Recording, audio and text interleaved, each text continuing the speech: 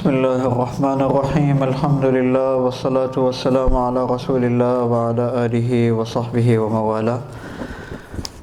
So Alhamdulillah, we have been going through the chapter regarding the ibadah, the worship and the devotion of the Prophet Sallallahu Alaihi Wasallam. We have been going through the chapter, the ahadith. Like I mentioned there, it's a very long chapter and there are many ahadith in this chapter. So we have done nearly half of the hadith of the chapter.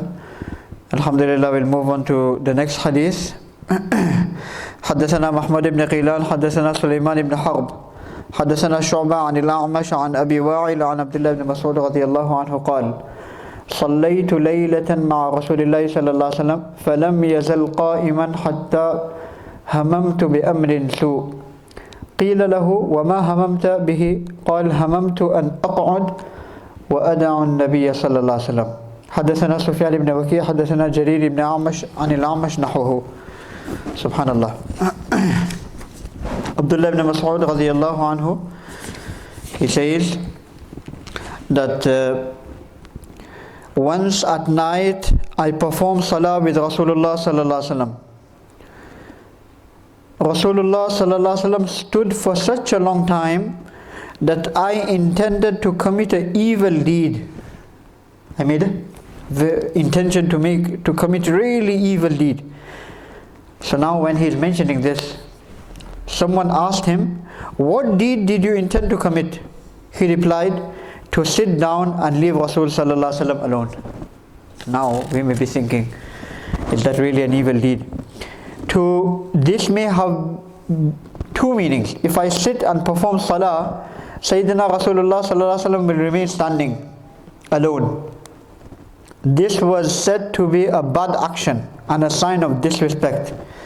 There is a possibility that by saying sit down, he meant ending the salah.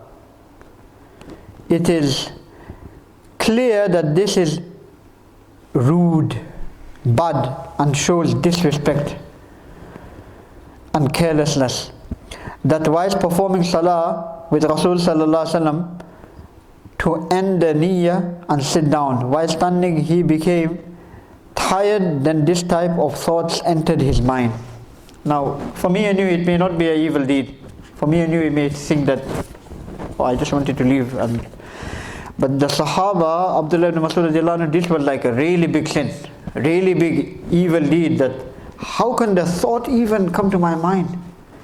The Prophet of Allah is standing long nights, long salah, and I can't even perform salah with him. I can't even stand up with him. They felt really guilty about it. حدثنا إسحاق بن موسى الأنصاري حدثنا معا حدثنا مالك عن أبي النضر عن أبي سلمى عن عائشة رضي الله عنها أن النبي صلى الله عليه وسلم كان يصلي جالسا فيقرأ وهو جالس فإذا بقى من قراءته قدر ما يكون 30 أو 40 آية قام فقرأ وهو قائم ثم ركع وسجد ثم صنع في الركعة الثانية مثل ذلك. Now this is a nice prescription if you want to read lot of Quran in our salah. Good way. Aisha radiallahu anha says Rasulullah sallallahu alaihi wasallam performed salah in old age, not young age, in a sitting posture. Why? Due to lengthy portions which he was reciting. When about 30 or 40 ayah were left, he stood up and recited and completed these ayah. He then performed the ruku and then did the sajda, and he did the same in the second rak'at. If you were going to read, for example, like in the previous hadith we learned that in one rak'at he read nearly 7 juz. Just imagine 7 juz. Imagine. Have you ever tried it in our life? Kabhi zindagi mein ek martaba to, sometime we go somewhere or we want to eat something, then we say, at least once in a life I need to try it. At least once in a life, try it. Ek raat to hamari aisi guzar jaye. At least one night ours should be spent the way the Prophet of Allah may have spent so many nights. So because of old age, he was in his 60s now, so he had to sit down. Then when there were about 30-40 ayah left, maybe about 3-4 pages left, then he stood up again. to finish it off. Because it was nafil salah, you can't sit down. A group amongst the ulama have stated that it is not jaiz for a person performing salah in a sitting position to stand up, then perform the ruku and sajda. The majority of the ulama, including the four ai*imma, Imam Abu Hanifa, Imam Malik, Imam Shafi, Imam Ahmad, they say that it is jaiz to do so. Likewise, it is also jaiz to stand and perform these. This applies only to nafil salah. It is not permissible for an able-bodied who can't stand to sit and perform the farad. Nowadays it become normal. They can stand in queues, they can do shopping 1 hour standing, no problem. But 10 minutes, 15 minutes salah in the masjid, they need a chair. That's the problem today. One person he was performing salah in the chair. I told him, brother, you definitely need to sit in a chair. He said, no, I just feel like it. If I can stand, I can read performing standing up as well. I said, then there's no need for you to have a chair. But nowadays there's more chairmen in the masjid. Chairmen both sides. One masjid went to 3 safs were just filled with chairs. 3 rows just chairs. Allahu Akbar. حدثنا أحمد بن منيع حدثنا هشيم حدثنا خالد الهذاء عن عبد الله بن الشقيق قال سألت عائشة رضي الله عنها عن صلاة رسول الله صلى الله عليه وسلم عن تطوعه فقالت كان يصلي ليلا طويلا قائما وليلا طويلا قاعدا فإذا قرأ وهو قائم ركع وسجد وهو قائم فإذا قرأ وهو جالس ركع وسجد وهو جالس. A golden rule. Abdullah ibn Shaqiq radiyallahu anhu reports that he asked Aisha radiyallahu anha regarding the nawafil prayers of the Prophet sallallahu alaihi wasallam, which he performed, the nawafil prayers. Can you just imagine how enthusiastic these people were to learn the nawafil of the Prophet of Allah? Today we like to see which food the Prophet of Allah ate, how he used to sleep. But these are also things to learn. How did he perform his nafil? How did he spend his ibadah? That is why this is one of the longest chapters in the book. So she said, Aisha radiallahu anha replied, Rasulullah sallallahu alaihi wasallam performed nawafil in the long part of the night while standing and performed nawafil in the long part of the night while sitting. His noble habit was, if he stood and recited the Quran, he performed ruku and sajda in a standing, meaning in the same position. And whilst if he recited sitting, he did the ruku and sajda also in a sitting position. The ulama give 2 meanings of the phrase long part of the night. What does it mean? One is that a long portion was recited while standing, and a long portion was recited while sitting. The second opinion, the second meaning is that this is the description of the different nights. On some nights he recited lengthy sections and while standing, and on the other night he recited lengthy amounts while sitting. The second explanation is more appropriate, which means it was a practice of Sayyidina Rasulullah sallallahu alaihi wasallam always to recite lengthy sections in the rak'at of tahajjud. If he sometimes felt weak, he sat and performed the tahajjud, otherwise he stood and performed it. And he stood and performed it in such a way that his feet became swollen. Now we can't imagine this. If a person was to stand for 2-3 hours, his feet will never become swollen. But if a person was to stand for 7 hours, 8 hours, 10 hours, then possibly his feet start becoming swelling up, because all the pressure of the rest of the body on it. Can you just imagine? He must have... Amazing. The last section of this hadith seems to contradict the previous one. What does this mean? In the previous he said that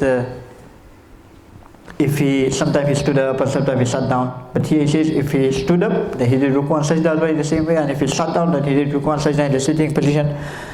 The ulama have mentioned that both incidents are separate occasions. The stipulation of nawafil is on strength, willingness and happiness. Wherever strength and temperament was experienced at the time, salah was performed accordingly. Besides, many acts of Sayyidina Rasulullah sallallahu alaihi wasallam were meant to educate. He performed many deeds to let the people know that a certain deed could be performed in a particular manner. Because people had to follow him.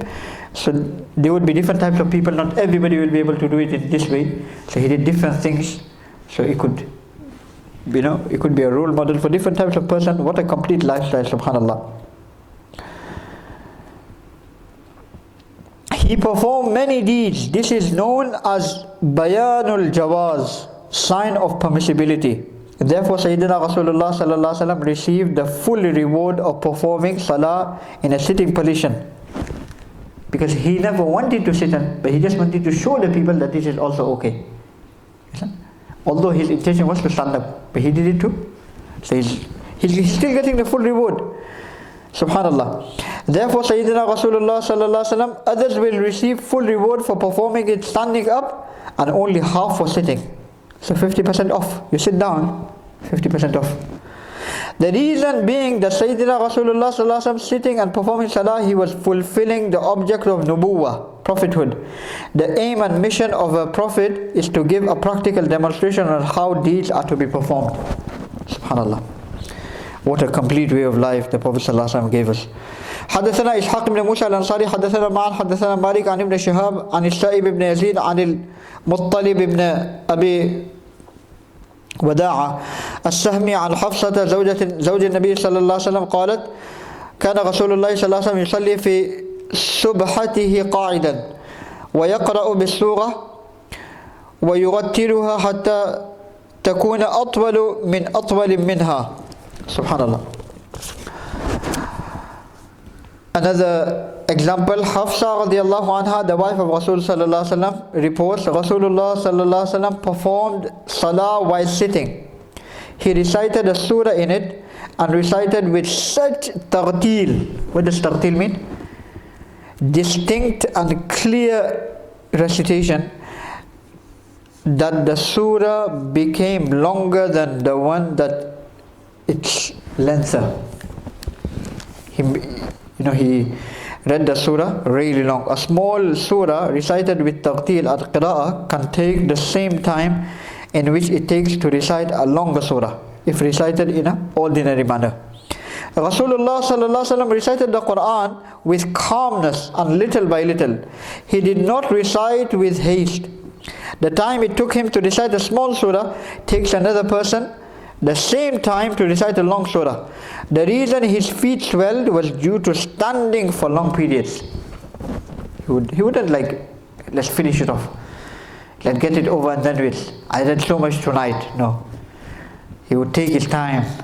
He used to enjoy the moments. That was his night. Today we don't feel the time. When we are sitting down, having food, enjoying ourselves, chit-chatting, talking around with a friend, we don't see the time going by.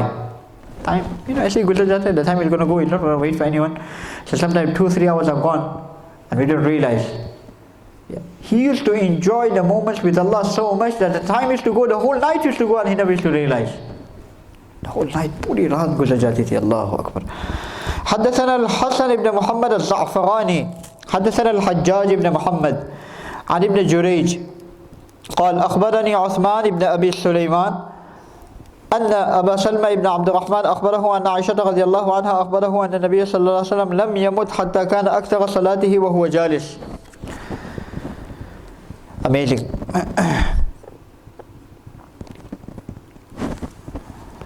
Aisha radiallahu anha reports Rasulullah sallallahu alaihi wasallam performed most of his nafil salah sitting position before he passed away, because it was his last moments, the last few days of his life, very too much weakness. This was the period when Rasulullah sallallahu alaihi wasallam had become weak and he recited long portions of the Quran. At that time, people, they just want to take rest. But the rest of the Prophet of Allah was in reciting Quran and was in Salah. As has been mentioned previously, he performed a major part of the Nafil Salah while sitting for this reason. The reward for sitting and performing Salah is half than that when performing standing up. Sayyidina Rasulullah sallallahu alaihi wasallam is exempted from this rule. For Sayyidina Rasulullah sallallahu alaihi wasallam to sit and perform Salah is the same in reward as that of standing and performing Salah, as mentioned earlier. A narration has been mentioned in Abu Dawud and other kitabs that Rasulullah sallallahu alaihi wasallam has said, I am not like you in this manner. I receive the same amount of reward when sitting and performing Salah. And there is another hadith about the Prophet ﷺ in which the Prophet of Allah said that if a person was regular in doing a certain deed, and then due to old age or due to sickness or traveling, he wasn't able to do that deed, or maybe not able to do it in that same manner which he did it, that he will still get the full reward. He will still get the full reward. So if a person had a regular habit of reading one page of the Quran, but then when he gets old he doesn't have that ability, Allah will still give him the reward of reading one page of the Quran. So if you look at it from this angle, his whole life the Prophet of Allah stood up and read. It was only the last few days where he had to sit down and read. So of course Allah will give him the full reward. Amazing, how the Prophet ﷺ, even in the last few days of his life, never left tahajjud and standing in front of Allah. حدثنا أحمد بن منيع حدثنا إسماعيل بن إبراهيم عن أبي أيوب عن نافع عن ابن عمر رضي الله عنه قال صليت مع رسول الله صلى الله عليه وسلم ركعتين قبل الظهر وركعتين بعدها وركعتين بعد المغرب في بيته وركعتين بعد العشاء في بيته. This is all the different rak'at put together. Ibn Umar رضي الله عنه said, I performed 2 rak'at before and after Zuhr, and 2 rakat after Maghrib with Rasulullah sallallahu alaihi wasallam in his house, and also 2 rakat after Isha in his house. The ulama, the sunnah prayer are mentioned in this hadith. The importance of sunnah muakkada according to the Hanafis are the same as that mentioned in the hadith of Sayyidina Umar radiallahu anh. The sunnah of Zuhr are 4 instead of 2 according to the Hanafis. You have to read 4 before Zuhr. Sayyidina Rasulullah sallallahu alaihi wasallam has said in many ahadith, the one that continues and habitually performs 12 rak'at every day and night, Allah creates for him a house in Jannah. Who wants a house in Jannah? Everybody wants a house in this world. I want my own house. Which a person is going to leave behind when he's going to be 70, 80, maximum 90. The house will remain, he'll be in the grave. But the house in Jannah, which he will live in it forever, 12 rakat a day. 12 rakat a day. A person can make a house for himself every day if he wants. One house, just buying one house in this world, will make you work all your life for it. People who have bought houses, ask them, 20 years, 30 years just to pay in the house. Brother, I don't see you, I need to pay out for the house. I have to pay for the house. And by the time he's finished paying for the house, either his life is over, his life is nearly over as well. And in the meantime, he didn't have time for Quran, no Salah, nothing, because he was too busy. He just paid for that one house. But Allah is so generous. Allah is saying, just do these few deeds and you can secure a house every day in Jannah. 360 days a year, 360 houses every year you can get. And then multiply according to how many years you want to do it for. Just imagine how many homes a person will see for himself in Jannah. The details of the 12 rakat have been mentioned in many ahadith. Sayyidina Aisha radiallahu anha and Sayyidina Habiba radiallahu anha, in which the same view is mentioned as the one narration of Ibn Umar radiallahu anha. Certainly in these narrations it is stated that 4 rakat were performed before the Zuhr farad. It is reported in the hadith, the one that performs 4 rakat with 1 salam, meaning together, before Zuhr, the doors of Jannah open up for that person. So powerful, that 4 rakat is so powerful, the doors of Jannah is open for him. Imagine that. But today we think power lies in other things. Power is in Salah. If it can open the doors of Jannah, will it not open for us the doors in this world? Dunya ke darwaze, Jannat ke darwaze khul sakte hain. If the doors of Jannah could be opened through this Salah, many people they say, I've got so many closed doors in my life, I'm depressed. Pareshan ho, kya karo? I don't know what to do. Salah, bhai, Salah. Salah. If these are so powerful, it could open the doors of Jannah. What are the doors of this world? And the whole talk today in Jummah was about suicide. Suicide. 10-15 minute talk, because recently we found having cases about people killing themselves. I've had enough of it. So the last portion I mentioned, I said, a Muslim can never go through such thoughts, because the Prophet ﷺ said, if he goes through good times, then he should do shukr. And if you go through difficult times, then you should do sabr. When you are doing sabr, the world may not be with you, but Allah is with you. Nobody may be on your side. You may be left alone. You are going through difficult patches. Even your own family will leave you. Oh, forget him, man. He's always got problems. We've got our own problems to deal with. Even your own close friend will leave you sometimes, But Allah will never leave you. Inna Allah ma'as sabirin. Allah is with those who have sabr. So Allah will open for him the doors of Jannah, which means it is quickly accepted. Bukhari and Muslim narrates the hadith that Sayyidina Rasulullah sallallahu alaihi wasallam never omitted the 4 rakat before Zuhar. He never missed it. Muslim, Ahmad, Abu Dawud and others have written the hadith of Sayyidina Aisha radiallahu anha that Rasulullah sallallahu alaihi wasallam performed 4 rakat in the house before going for salah.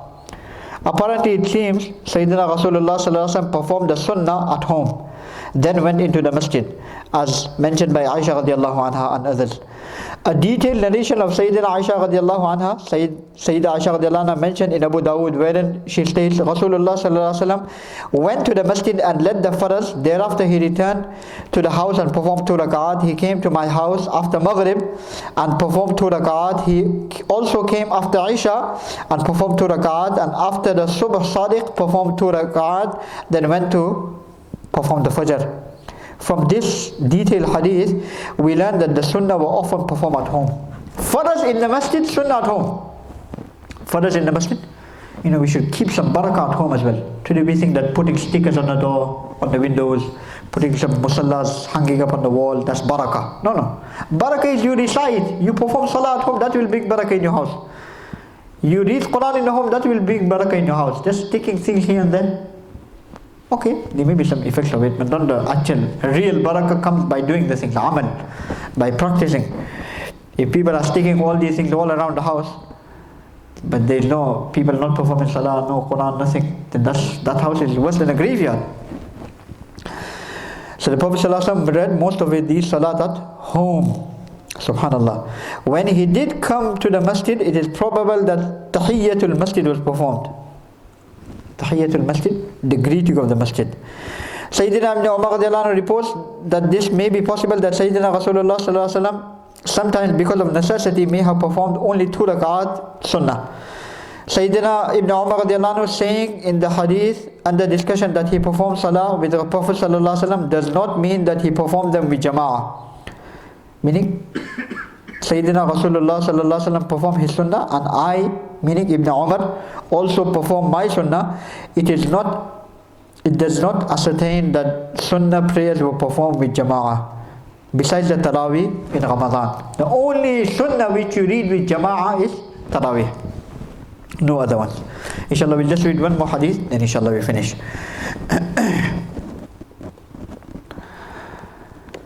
حدثنا أحمد بن مني حدثنا إسماعيل بن إبراهيم عن أيوب عن نافع عن ابن عمر قال ابن عمر وحدثني حفصة أن رسول الله صلى الله عليه وسلم كان يصلي ركعتين حين يطلع الفجر وينادي المنادي قال أيوب أراه قال خفيفتين. Ibn Umar radiallahu anhu reports Hafsa, my sister, Ibn Umar, Hafsa was also the daughter of Umar radiallahu anhu, meaning my sister Ummul Mu'mineen, related to me that when the time for Fajr began, Subh Sadiq, the Mu'adhin called out the Adhan, Rasulullah sallallahu alaihi wasallam performed 2 short rakat. 2 short rakat. Regarding the Sunnah of Fajr, it has been stated in most of the narrations that Sayyidina Rasulullah sallallahu alaihi wasallam shortened its rakat to the extent that some ulama say only the Fatiha should be recited and it is not necessary to add a surah. This is what some ulama say. The fact is, it has been ascertained that Sayyidina Rasulullah sallallahu alaihi wasallam recited a surah as well. Certainly it is better to recite a short surah. A narration in Sahih Muslim mentions that Sayyidina Rasulullah sallallahu alaihi wasallam recited in the 2 sunnah of Fajr. What did he recite? Which surah? The Qul Ya Ayyuhal Kafirun and Qul Huwallahu Ahad. Other surah have also been narrated in the hadith. Sayyidina Rasulullah sallallahu alaihi wasallam has said how wonderful these 2 surah are, that they are recited in the sunnah of Fajr. So in the sunnah of Fajr you should try to recite first rakat Qul Ya Ayyuhal Kafirun, second rakat Qul Huwallahu Ahad. May Almighty Allah give all of us the ability to follow the footsteps of Rasul sallallahu alaihi wasallam. It is these actions that will help us in the akhirah. The houses, the money, our belongings, possessions, everything will be left behind. The thing that will go with us in the grave and that will help us in the akhirah are these deeds. Like the Prophet sallallahu alaihi wasallam says that the one who reads 12 rakat in the day and the night, Allah will make a palace for him in Jannah. House for him. What more do we need? May Almighty Allah first of all give me the ability to follow the footsteps of Rasul sallallahu alaihi wasallam. Give all of us the ability to work towards making our akhirah.